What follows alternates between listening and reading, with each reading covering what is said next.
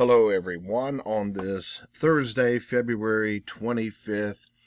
Today, in our fourth day of readings, we will find ourselves in 1 Samuel chapters 7 and 8. Just a brief review where we left off. The ark, which had been captured by the Philistines, was returned by the Philistines because it served to disrupt their way of life, to put it very, very mildly.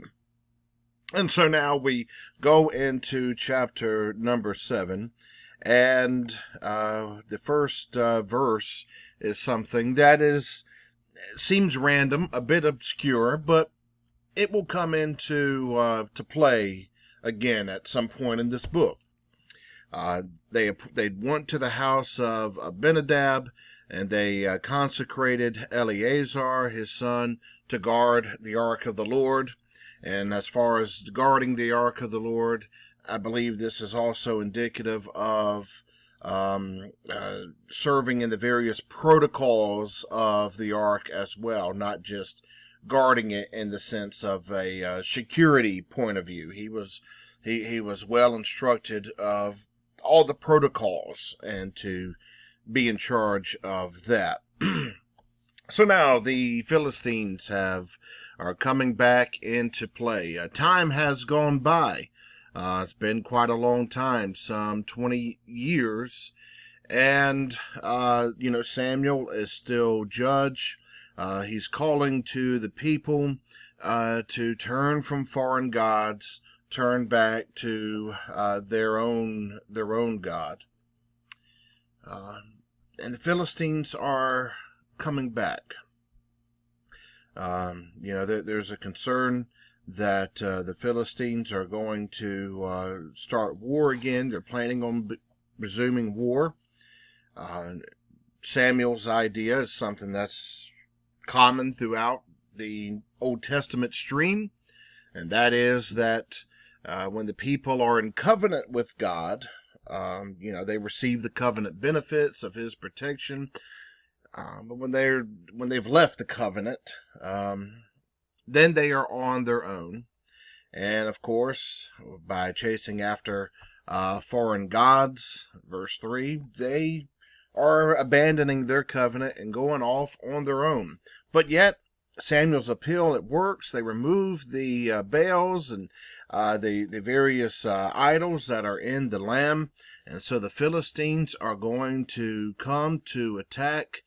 But what happens here is they call upon God. Samuel, he sacrifices a lamb.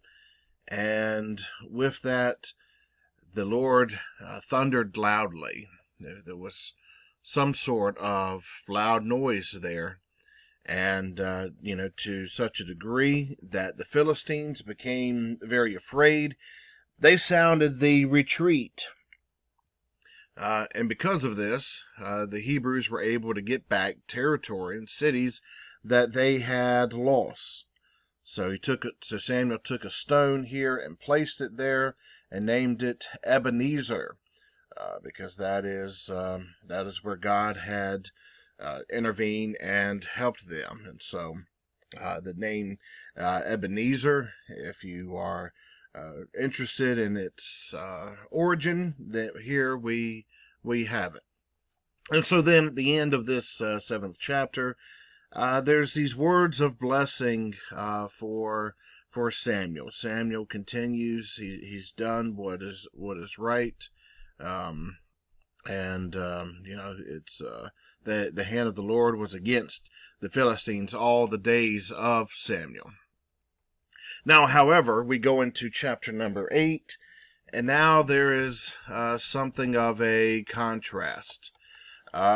Samuel is now old, and so he's going to need some help. He needs to appoint other judges over Israel, and who is he going to appoint? His sons. However, he has 2 sons, but we're going to see a pattern that's continuing here. In the same way that Eli had 2 sons, and those 2 sons were out of line, and Eli did not correct his sons. So Samuel, his two sons are no good as well. They're hardly hot shots. It doesn't say Samuel isn't managing his sons appropriately, but I wonder if that's left to be inferred in between the words here. His sons, they're it's economic injustice that they are practicing. They've made money dishonestly. They've accepted bribes, and they have perverted justice. They are no good. And so the people see what is going on, and they decide, let's have a king like other nations have. Up to this point, Israel was theocratic, ruled by God, and there was his appointees, judges and priests, as well as prophets. However, the people look around, and grass is always greener, and the other cultures in the ancient Near East all had a single king. We want to be like them. Well, naturally, Samuel is hurt. Samuel has taken it personally, and it's maybe Samuel should have seen this coming. His sons are no hot shots. Something's got to be done. Samuel tells God that he's taken it personally, and God's like, wait a minute. They haven't rejected you, Samuel. They have rejected me. So go back and let them know that they can have a king, but just remember what goes along with having a king. The king's going to set an agenda. He's going to rule over you with an iron fist, even.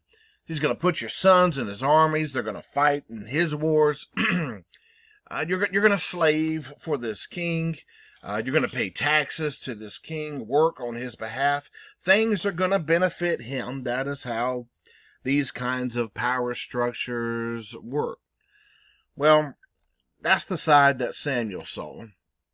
And the side that the people saw is, we want to be like others. Have the strong central leadership, and have a warrior king, somebody that is going to make us proud. And perhaps this is partly invoked by fear of the Philistines, and is partly provoked by maybe a sense of covetousness, looking at how the other nations were structured and wanting to be like them. But now here is where we see a key turn in Israel's fate, in positive and negative ways. I won't spend any time deliberating over the positive and negative ways at this point. Some of those we're already going to see. We're going to see this unfold. But this is a very pivotal moment in the Hebrew story, transitioning from being ruled theocratically by God to now having a king and everything that's going to go along with that. All right. I will see you again tomorrow, visit with you again in our reading as we wrap up this week's worth of study. Take care.